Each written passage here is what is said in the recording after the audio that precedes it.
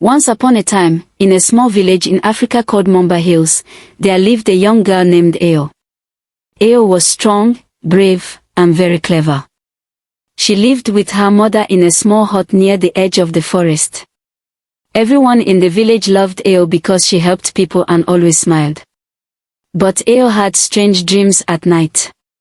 In her dreams, she saw a girl who looked just like her.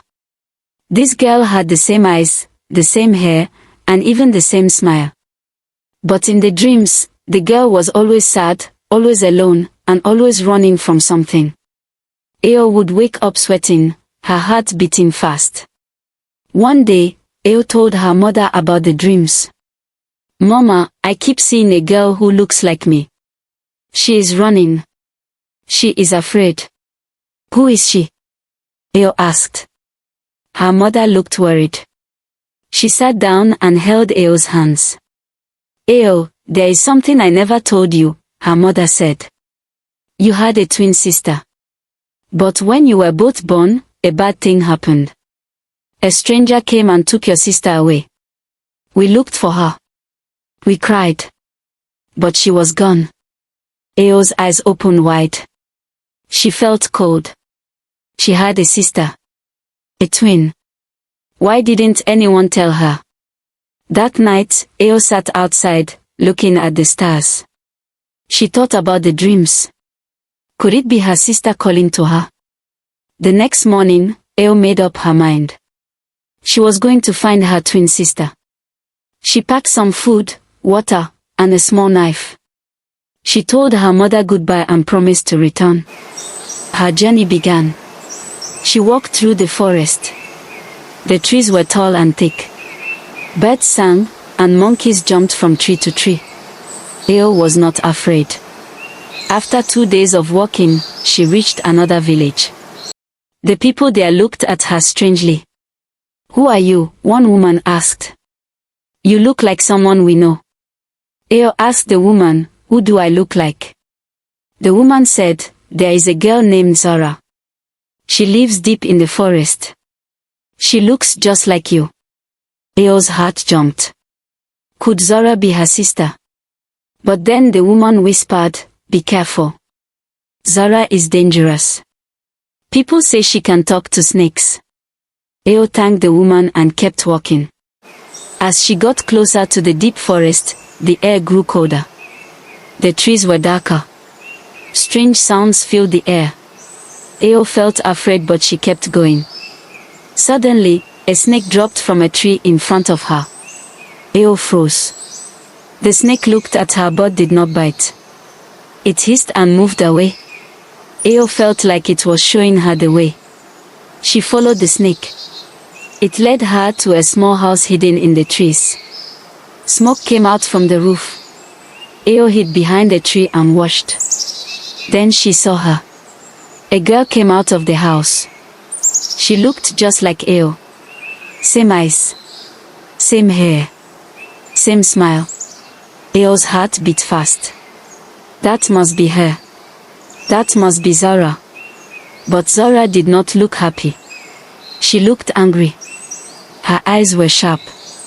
She walked around with a long stick. The snakes followed her. Eo waited until night. Then she knocked on the door. Zara opened the door and stared. They looked at each other. "Who are you?" Zara asked. Eo said, "I am Eo. I think I am your sister." Zara laughed, but it was a cold laugh. "You lie," she said. "I have no sister. They left me. They threw me away." "No," Eo said. "Mama cried for you. She thought you were taken." Zara's face changed. She looked confused. Then she got angry again.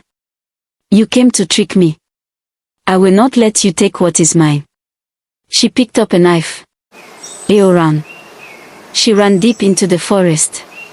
Zara followed. The moon lit the path. Owls hooted. Snakes hissed. Zara shouted, "You took my life. Now I will take yours." Eo cried, "I did not know. Please, let me talk." But Zara would not stop. They ran until they reached the river. Eo stopped. The water was deep and fast.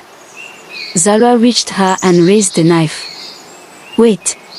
Eo shouted. "Look at me. Look at your face. We are the same." Zara paused. She looked. She dropped the knife. "Why?" she whispered. "Why did no one come for me?" Eo stepped closer. "I came. I am here. We can go home." Zara looked at the water. She looked at the sky. Then she said, "Not yet. I have things to do." She picked up the knife and walked away. Eo stood alone. She would not give up. She would find her sister again. Eo's feet pounded the earth. Her lungs burned, but she didn't stop.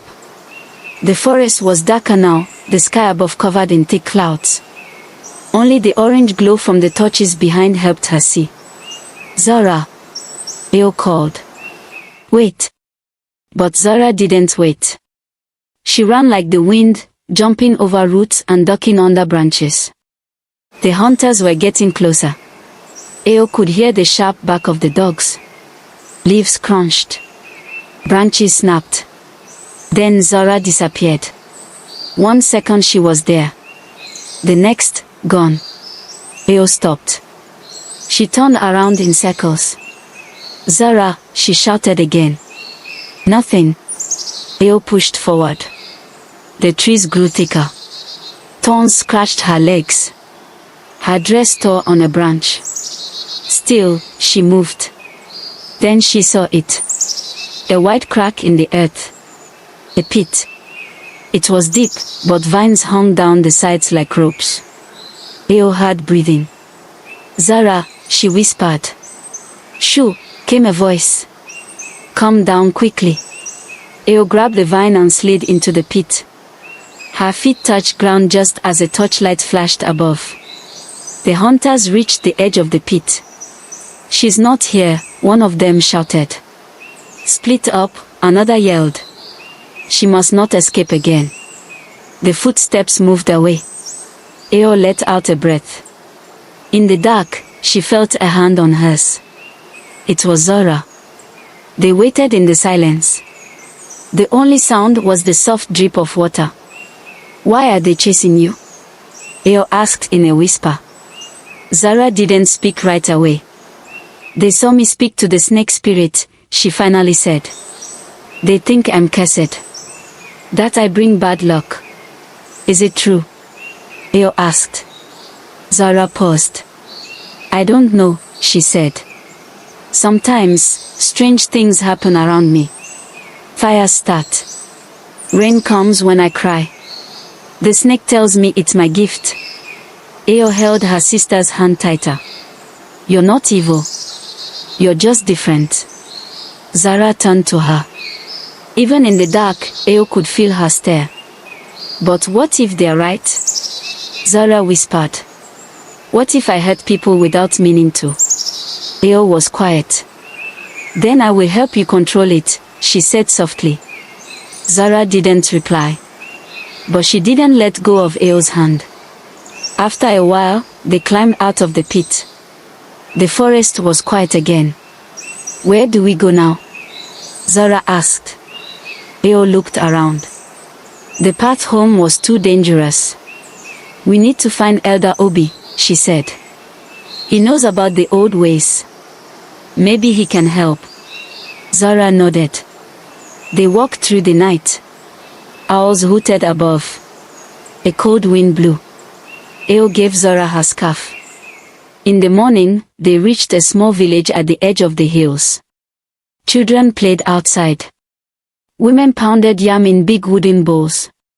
"Elder Obi lives there," Eo said, pointing to a round hut with a red roof. They went to the door and knocked. An old man opened it. His beard was white, and his eyes were sharp. "Eo," he said. "Is that you?" "Yes, Elder. And this is Zara. My sister." He looked at Zara for a long time. "I see," he said. "Come in." Inside, the hut was warm. Smelled of herbs and firewood. He gave them food and water. You are not cursed, he said to Zara. You are chosen. Chosen for what? She asked. To guard the spirits of the forest. But you must learn balance. Or the power will destroy you. Zara's eyes widened. Can you teach me? I can begin, he said. But it will be hard. I'm ready, she said. Eo smiled. They stayed in the village. Days passed. Zara trained every morning. Elder Obi showed her how to listen to the wind, speak to trees, and calm the fire in her heart. Eo helped too.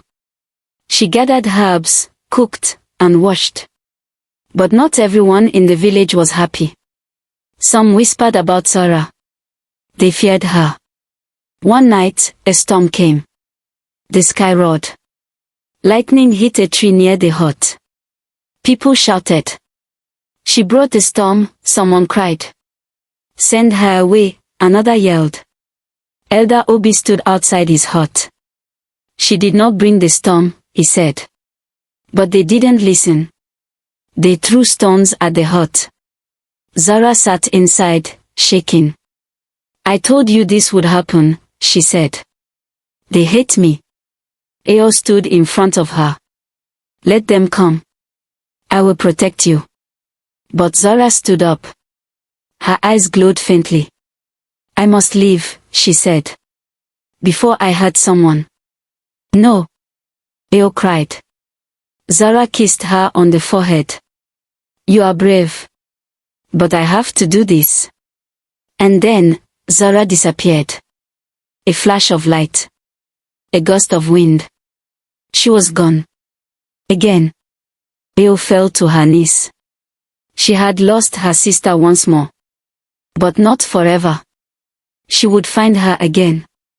No matter what. Eo did not sleep that night. She sat outside Elder Obi's hut, staring into the trees. The storm had passed, but her heart was still full of thunder. She's gone again, Eo whispered. How can I find her now? Elder Obi came to sit beside her. The bond between twins is not easily broken, he said. Even magic cannot hide her forever. Eo looked up. Then I'll go. Even if I walk to the edge of the world, I will find her. He smiled. Then take this. He handed her a small, round stone. It had the same snake symbol from the rock by the river. This is a spirit stone, he said. It will glow when she is near. Eo held the stone close. Thank you, Elder. She packed her things. Took water, bread, and her mother's scarf. Then she set out, alone again, but never truly alone. Days passed. She crossed rivers. Climbed hills. Spoke to birds and trees, asking, have you seen my sister? And then, one evening, the stone began to glow. It glowed red like fire. Eo ran. Through the tall grass. Past wild animals that bowed their heads as she passed. Then she reached a place she had never seen before. A cliff stood ahead, and beyond it, a strange red sky. There, in the middle of a circle of fire, stood Zara. But she was not the same. Her hair floated like smoke. Her eyes glowed. Her feet did not touch the ground. A great snake spirit hovered above her, whispering words in a tongue Eo didn't understand. Zara! Eo cried out. Zara turned slowly. Eo, you came. Of course I came. I always will. Zara looked tired. I can't come back. The spirit says I must stay. It wants me to become its vessel. What does that mean? Eo asked. It means I will lose myself. My body will live, but I will no longer be me. No. Eo shouted. You're stronger than that. Zara shook her head. I'm not. I'm tired. Tired of running. Tired of being hated. Maybe this is easier. Eo walked forward, into the fire. It burned, but she did not stop. You are not alone anymore, Eo said. I'm with you. Mama is waiting.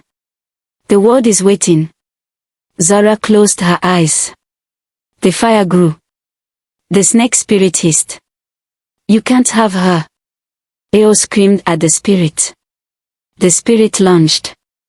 But Eo threw the spirit stone into the air. It shattered, and light exploded. The fire turned to wind. The spirit screamed and twisted. And then, silence. Zara collapsed. Eo caught her. The ground shook. The sky turned blue again. Birds returned. The forest sighed. Eo held Zara close. It's over. Zara opened her eyes slowly. Is it? Are we free? Eo nodded. Yes. You're you again. They stood together. Hand in hand. The twins walked back to the village. At first, the people were afraid. But when they saw Zara smile, and saw the fire no longer danced in her eyes, they knew she was safe now. She had returned. And with her, came peace. Eo and Zara stayed in the village. They planted a garden. They taught children about the forest. And sometimes, when the wind blew just right, they could hear the soft whisper of the spirit, come now, sleep in. Together, the twins were whole. Together, they were strong. They had faced fire, fear, and magic. But in the end, love won.